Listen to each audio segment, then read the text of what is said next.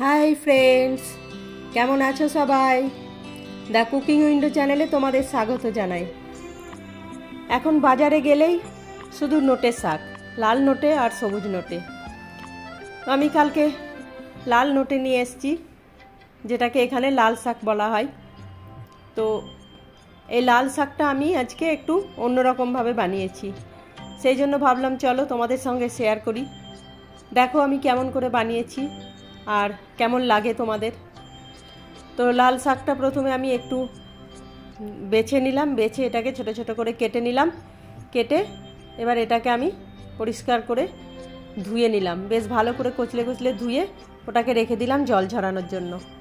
তারপর এদিকে আমি 1 চামচ সর্ষে আর হাফ চামচ জিরে আর একটা লঙ্কা দিয়ে এটাকে মিক্সিতে পিষে নেব।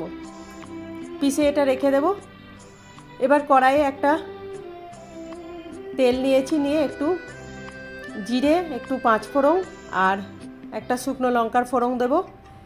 দিয়ে একটা আলু ছোট ছোট লম্বা লম্বা করে কেটে নিয়েছি, সেই আলুটা আর একটু বেগুন আর একটু সিমলা মির্চ। আমার ঘরে আপাতত এইটুকুই সবজি ছিল, আর কোনো সবজি ছিল না। আরও কোনো সবজি থাকলে, কুমড়ো টুমড়ো থাকলে সেগুলোও তোমরা দিতে পারো। তো আমি শুধু আলু আর একটু বেগুন আর সিমলা মির্চেরটা দিয়েছি, কারণ সিমলা মির্চের গন্ধটা বেশ ভালো লাগে, সেই জন্য। এগুলো দিয়ে একটুখানি ভেজে নিলাম। ভেজে তারপরে ওই যে বেটে রেখেছিলাম যেটা সর্ষে আর জিরে বাটা, সেইটা দিয়ে দিলাম। দিয়ে আর একটু লবণ দিয়ে এটাকে আবার ভেজে নিলাম। বেশ যখন ভাজা ভাজা হয়ে গেল, জলটা একেবারে শুকিয়ে গেল, তখন ওর মধ্যে আমি শাকটাও দিয়ে দিলাম। এবারে শাকটা দিয়ে একটু ঢাকা দিয়েছিলাম, তাতে জল বেরিয়ে গেল, জল বেরিয়ে কমে গেল। এবার একটু লবণটাও দিয়ে দিলাম পরিমাণ মতো। দিয়ে আবার এটা একবার করে ঢেকে আর একবার করে ভেজে নেব।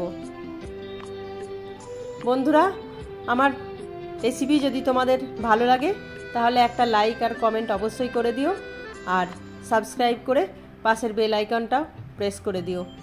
তাহলে আমি যখনই নতুন কোনো ভিডিও আপলোড করব তোমাদের কাছে নোটিফিকেশান চলে যাবে। এই যে দেখো, একবার করে ঢাকা দিয়ে আর একবার করে ভেজে ভেজে আমি এটা বেশ শুকনো শুকনো করে নিলাম।